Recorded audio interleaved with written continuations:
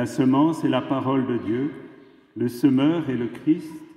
Celui qui le trouve demeure pour toujours. Alléluia, Alléluia, Alléluia, Alléluia, Alléluia, Alléluia, Alléluia, Alléluia, Alléluia.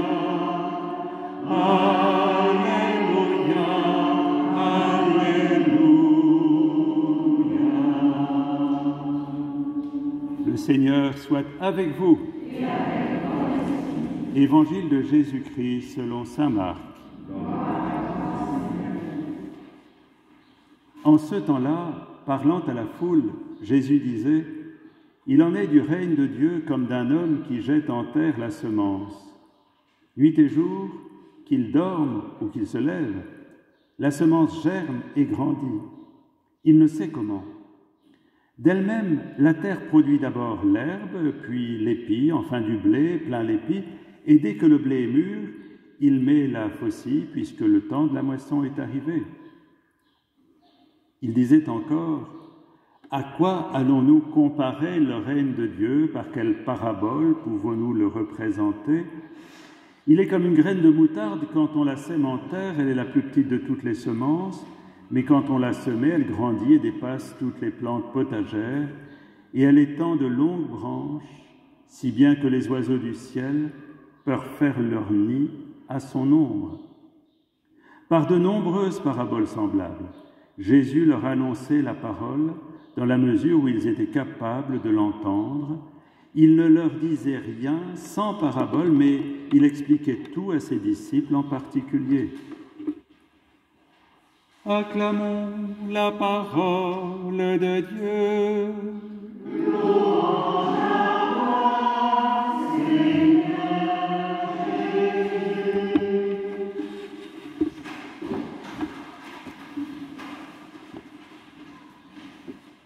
Voilà, il est né du règne de Dieu comme d'un homme qui jette en terre la semence.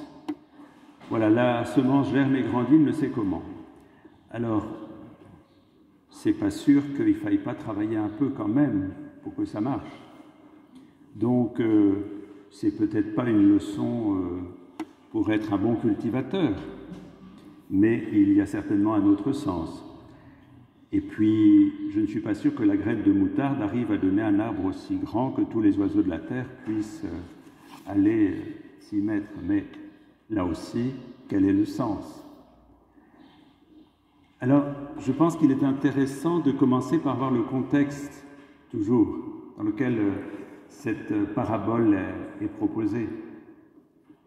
On a les auditeurs de Jésus, qui ont été préparés par Jean-Baptiste, s'attendaient à une arrivée du Messie qui serait un peu tonitruante, où les choses allaient valdinguer, où ça allait bouger sérieusement, et où tout allait être mis en place rapidement. Or, avec Jésus, il n'y a rien de spectaculaire.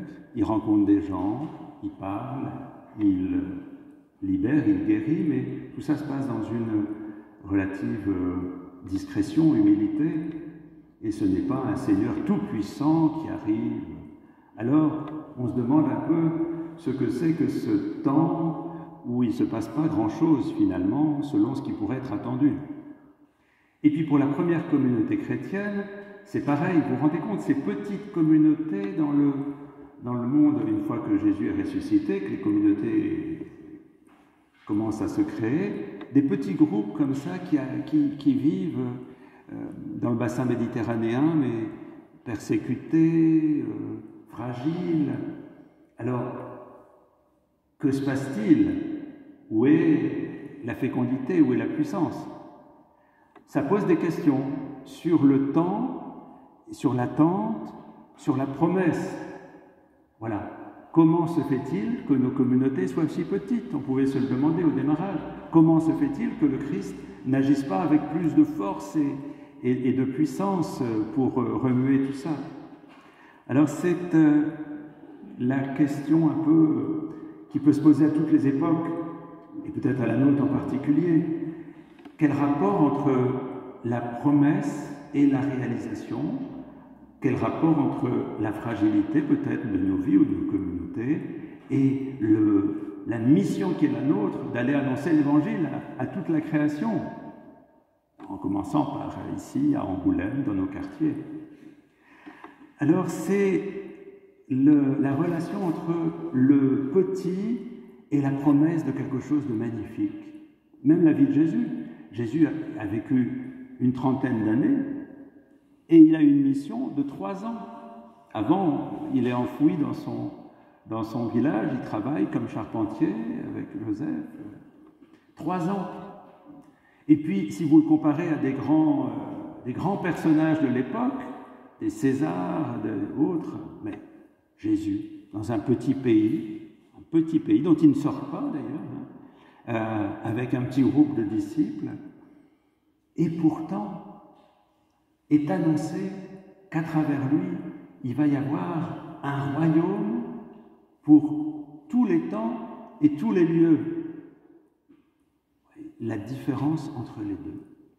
Comment est-ce qu'on tient cette distance entre ce qui est petit et ce qui est amené à devenir immense, où tous les oiseaux vont pouvoir venir s'abriter, c'est-à-dire c'est chacun d'entre nous, avec ce qui fait notre vie, et chaque être humain peut trouver dans ce corps du Christ, dans cet arbre, le lieu pour refaire tout son être, pour aller vers une vie toujours plus pleine. Voilà ce que ça représente, ces oiseaux qui viennent se mettre sur les branches. C'est ce lieu universel où chacun peut se retrouver pour exister.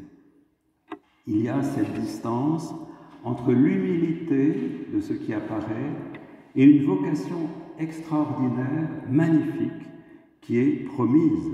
L'avènement d'un règne, le règne de Dieu qui va passer par la sainte humanité de Jésus, très limitée dans le temps, et les petites communautés chrétiennes qui vont se développer petit à petit et se répandre à toutes les époques pour annoncer la bonne nouvelle du salut.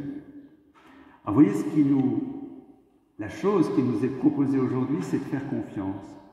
C'est de faire confiance et d'ouvrir notre cœur à l'espérance, de croire que ce désir du règne, il est légitime, du règne. On va voir après ce que c'est que ce règne, parce que c'est un mot qui ne veut peut-être pas forcément dire grand-chose.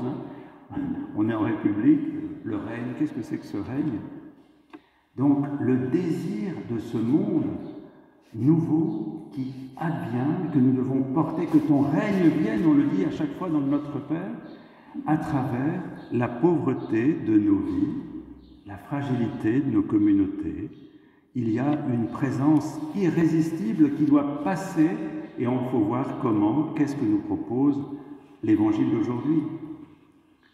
Alors il nous est proposé d'allier la confiance et la patience. C'est-à-dire la confiance que si on s'accroche au Christ, quelque chose doit se passer pour nous et pour ceux à qui nous sommes envoyés, et la patience qu'il n'y a rien à forcer, qu'il n'y a rien à faire à la force du poignet pour arriver à quelque chose, mais à recevoir d'abord ce qui est donné. S'abandonner avec la durée des jours, s'abandonner avec les moments d'épreuve, les moments de joie, s'abandonner à un royaume, à un règne qui vient petit à petit. Alors qu'est-ce que c'est que ce royaume et ce règne? Voilà des grands mots. La semaine dernière, Jacques me disait aussi où sont passés le temple et l'agneau. C'est des mots quelquefois qui ne veulent plus dire grand-chose. Alors le règne, qu'est-ce que ça évoque pour nous ce règne? Alors, je crois que ce mot de royaume et ce règne de Dieu, c'est vraiment cette puissance de vie qui est donnée par le Christ, par sa parole.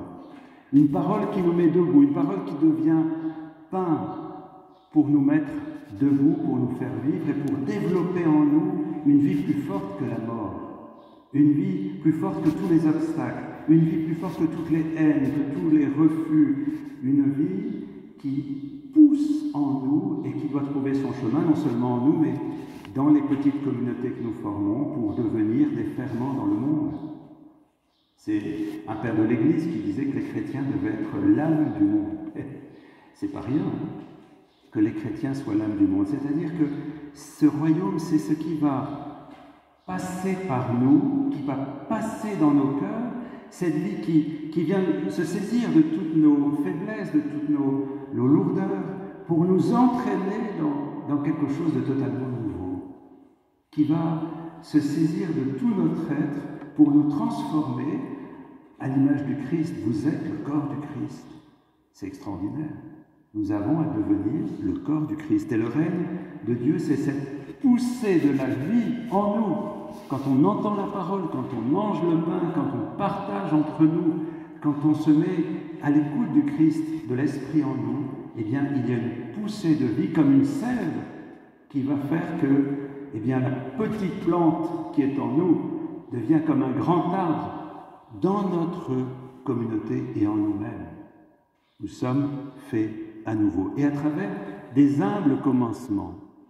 Vous voyez, ça va passer par des gestes tout simples, des gestes de solidarité, des gestes de fraternité, des regards qu'on peut s'échanger, une attention qu'on peut avoir les uns pour les autres.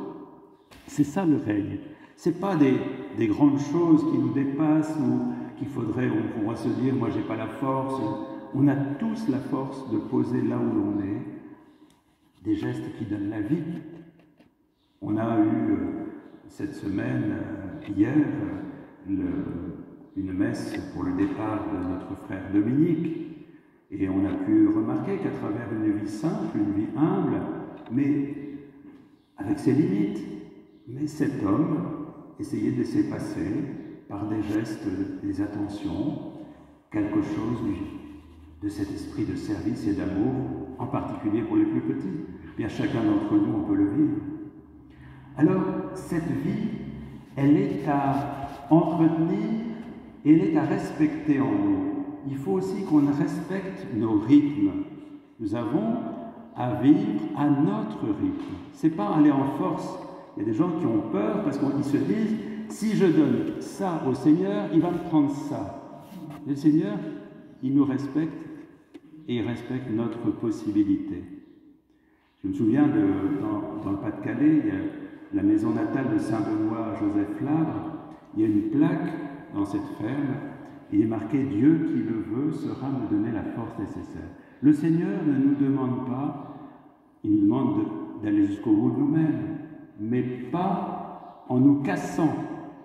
Il nous respecte tellement, il a tellement de tendresse pour nous. Et cette tendresse qu'il a pour nous, nous devons aussi la porter pour les autres. Le royaume, vous voyez, c'est pas « tu vas faire ceci, tu vas faire cela ». Vous voyez, une espèce de force où on imposerait aux autres quelque chose, d'ailleurs qu'on n'arriverait même pas à porter nous-mêmes, hein, c'est ce que dit le Christ. Ne mettez pas sur les épaules des autres des fardeaux que vous ne portez même pas. Mais cette espèce de tendresse que nous avons les uns pour les autres qui fait que nous écoutons le souffle de l'Esprit en nous et nous essayons de nous aider à vivre ce que chacun et chacune d'entre nous a à vivre. À ce moment-là, la plante, elle peut pousser, vous voyez, elle peut pousser et donner du fruit et donner des branches merveilleuses parce qu'on a respecté l'autre, on s'est respecté soi-même et on a surtout respecté la vie que Dieu met en nous. Et à ce moment-là, eh bien, la plante pousse par la grâce de Dieu. Ce qui nous revient, c'est d'accepter de rentrer dans ce mouvement. Eh bien, comme tout à l'heure Nicole nous l'a dit, eh bien, cette semence, c'est la parole qui nous est donnée. L'accueillir, se faire terreau pour recevoir cette parole, pour que la vie puisse pousser en nous, dans nos communautés, et il faut y croire. Il faut croire que même si on n'est pas nombreux, si on se sent petit, fragile, eh bien tant mieux. Parce que dans cette fragilité, le Seigneur va pouvoir mettre cette puissance de son amour et nous rendre témoins là où nous sommes et faire de notre vie une gerbe de vie, une gerbe d'amour pour nos frères.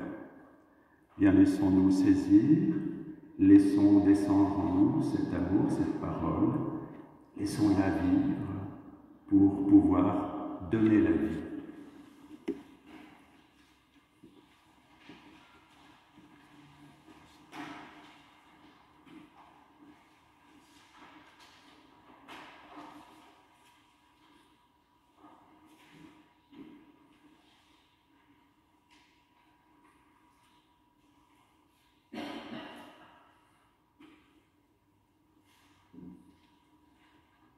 d'un seul cœur, nous proclamons notre foi